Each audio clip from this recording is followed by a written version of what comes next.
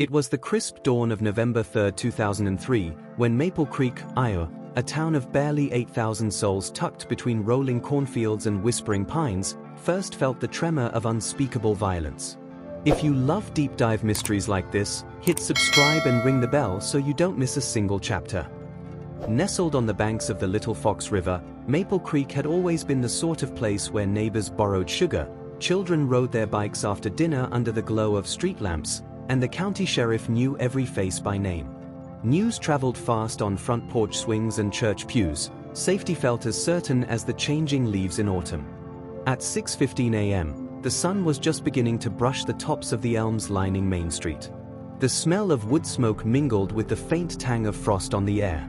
Delivery trucks rumbled down Lincoln Avenue, and Mrs. Alvarez at the Daily Grind Cafe was already brewing her famed cinnamon-laced lattes. But that morning, as Maple Creek High School bus number 47 turned onto Elmwood Drive, its headlights caught something that would fracture the town's idyllic facade forever. There, half buried beneath soggy leaves and twigs at the edge of Maplewood Park, lay the lifeless body of 16-year-old Emily Carter. Her once cheerful auburn hair lay matted and damp. Her schoolbooks lay scattered like fallen petals. A crimson stain spread across the hem of her pea-green coat. The bus driver slammed on his brakes, neglected to ring his bell, and sprinted back with a passenger's urgent cry. "My God, call 911." Within minutes, blue and red lights painted the park in frantic staccato. Sheriff Hank Davies, grizzled, mid-50s, with decades behind a badge, stared at the scene through steely, tired eyes. Though he'd witnessed more heartbreak than he cared to admit, he'd never seen anything like this in Maple Creek. By 6:45 a.m., news vans from Des Moines had arrived. Word of the discovery spread like wildfire, a teenage girl murdered in her hometown. Questions swirled: who would kill one of their own, and why? As the coroner's van pulled away, Maple Creek's sleepy veneer had been irrevocably shattered. Emily Carter, 16. High school junior. Honor roll student. Captain of the debate team. Known for her radiant smile and unwavering kindness. Dreamed of studying journalism. Loved writing short stories inspired by the quiet mystery of small-town life. Detective Samuel Sam Lawson, 42. Assigned by the Iowa Division of Criminal Investigation, DCI, at Sheriff Davies's request. A former Chicago homicide detective who retreated to rural life after a botched case. Meticulous, dogged, and haunted by his own unsolved failures. Sheriff Hank Davies, 55. Lifelong Maple Creek resident. Sheriff since 1994. A man of routine, Sunday sermons, pancake breakfasts at the Grange Hall, and monthly poker nights with old friends. Now wrestling with the worst crisis in his tenure. Sarah and David Carter. Emily's parents. Sarah, a soft-spoken second-grade teacher. David, a plumber who fixed faucets and hearts with equal care. United by grief, they would become the public face of the family's anguish. John Reynolds, 17. Emily's boyfriend. Star pitcher on the baseball team. Quietly devoted, never far from Emily's side. Their relationship was the subject of hallway whispers and smiles on the yearbook page. Dr. Laura Chen. The state forensic pathologist. Precise and pragmatic. Known for pioneering cold case reviews with new forensic techniques. And the mysterious stranger. An unknown figure, described only by one frightened witness as a tall man in a dark hoodie, seen near the park late that night. Their lives and roles would intertwine in a tale of suspicion, betrayal, and eventual vindication. November 2, 2003 began like any other Sunday in Maple Creek. Emily Carter woke before dawn, as she often did, to polish her speech for the Interscholastic Debate Championship at Maple City College. She donned her favorite pea-green coat, the one her grandmother knitted for her, and devoured a bowl of oatmeal with honey before heading out for a brisk jog along the river trail. She waved at Mr. Jenkins, who was feeding his horses, and snapped photos of geese alighting over the water for her photography club. By 8 a.m., she was back home, typing final notes on her laptop in the sunlit front porch. Meanwhile, Sheriff Davies spent his morning clearing brush along County Road 17. He noticed no unusual traffic on the seldom-used road, no broken-down cars, no strangers. His wife called him for lunch, and he returned home for turkey sandwiches and coffee.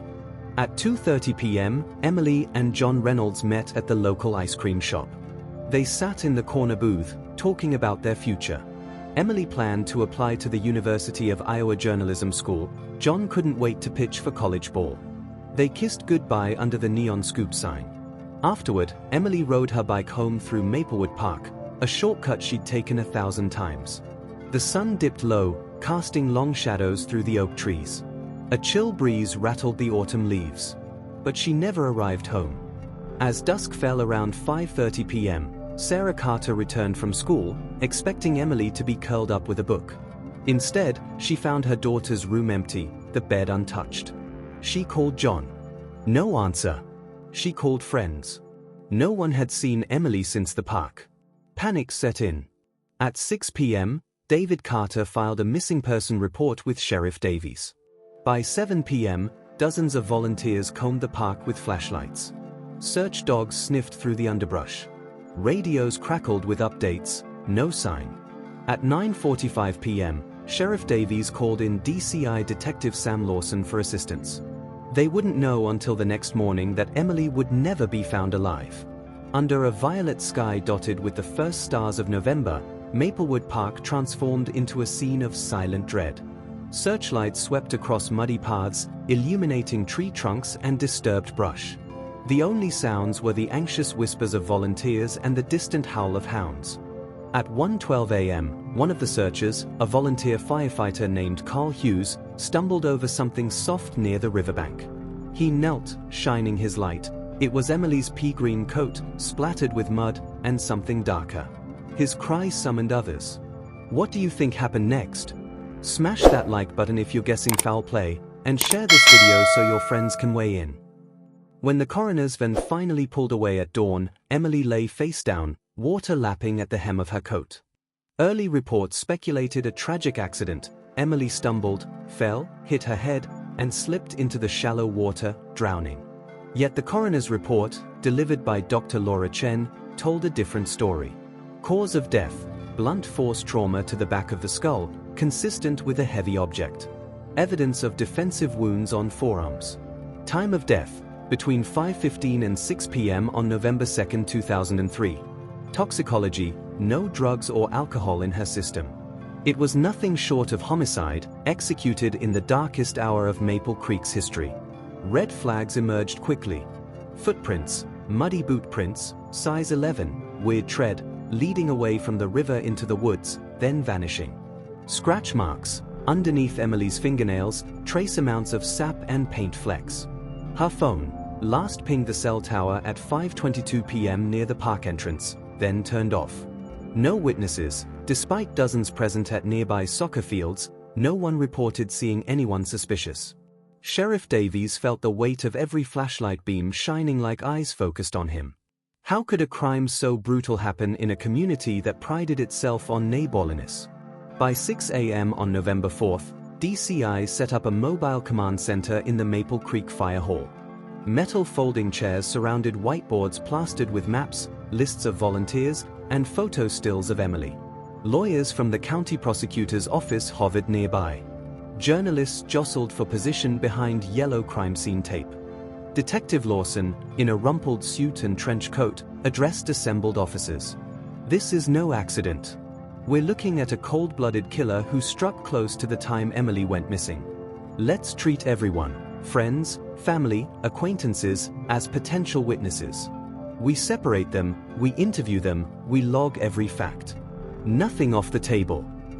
According to John Reynolds, boyfriend, tear-streaked and earnest, John insisted he dropped Emily off at 5 p.m. at the edge of the park, then went home to shower for baseball practice, only to learn she never arrived home. His alibi: shower. No one else could confirm his whereabouts. Interviewing some of her friends, Lisa Hayward claimed she saw Emily at the ice cream shop at 2:45 p.m. They hugged, said see you at school on Monday. Mark Dalton, classmate, said he texted Emily at 5:10 p.m., got no reply. According to her parents, Sarah and David Carter, devastated, informed police about Emily's routine: always home by dusk, never stayed late. They'd gone to bed at 9 p.m., distraught by her absence. Local teacher, Mr. Perkins says, Rumors circulated that Emily and Mr. Perkins had clashed over plagiarism accusations. A search of his home turned up nothing incriminating but did reveal a volatile temperament. According to the physical evidence, boot prints casts were made. Investigators sent them to the state lab. They matched no local law enforcement issue boots. Fibers and paint flecks were found stuck under Emily's nails and on her coat. The lab reported them as industrial-grade green paint, used only at the nearby grain mill. Emily's hairbrush was nowhere in her home, as if taken by the killer. There were early suspects. The mill worker, a transient laborer, Pete Watkins, had a criminal record for assault. He lived in a rundown trailer near the grain mill.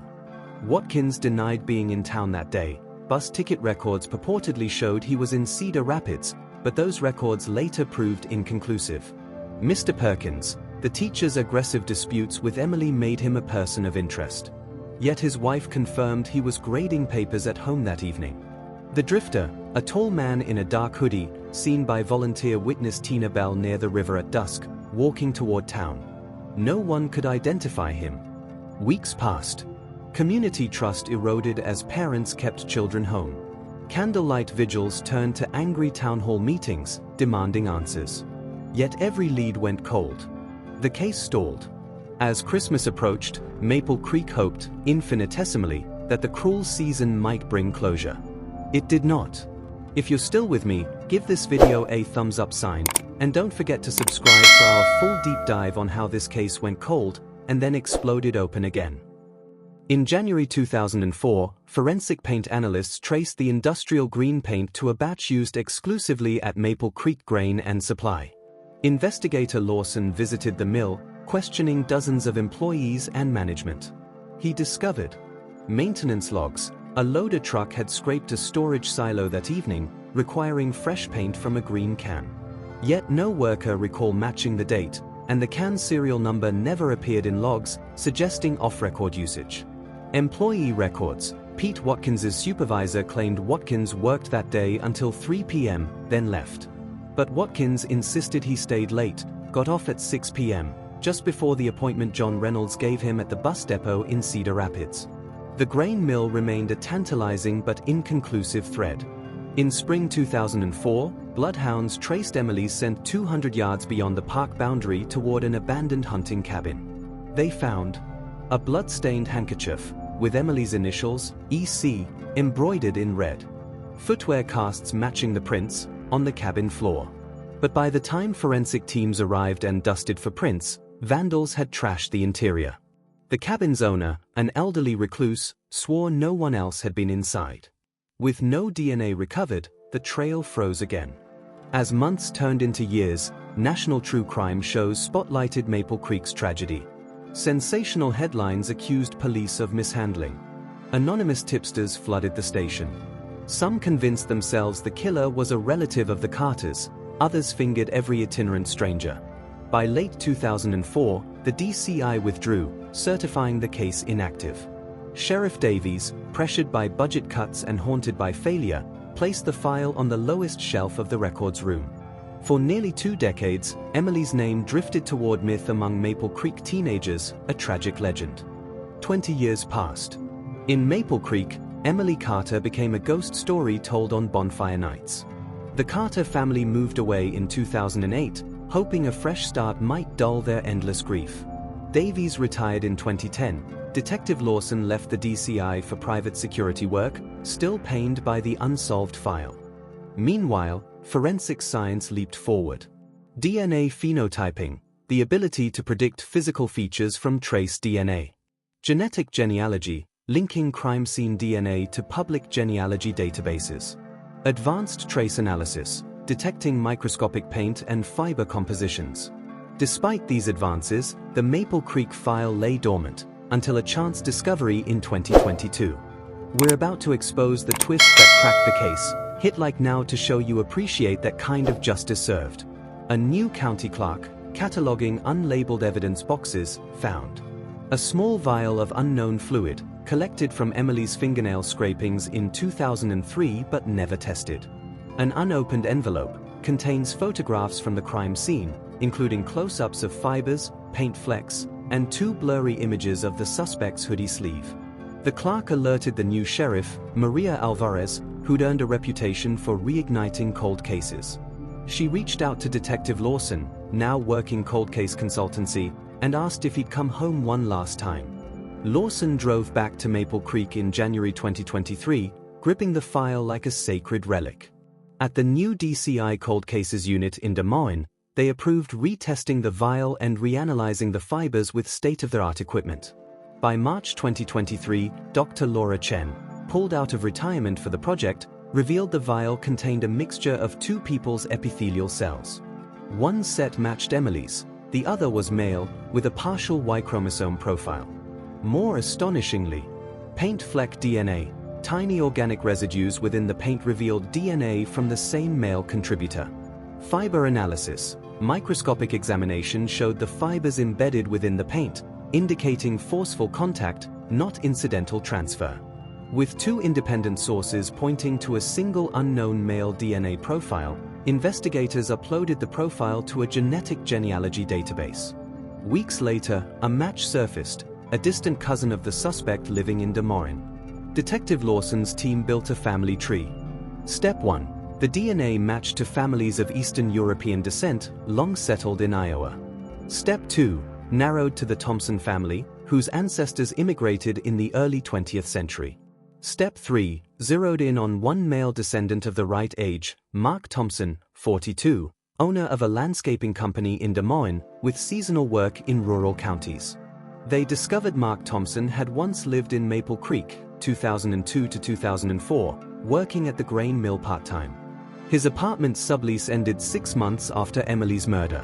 He never registered that he moved. A search warrant executed at Thompson's current home turned up. Boots matching the tread pattern, dried mud consistent with Maplewood clay still in the treads.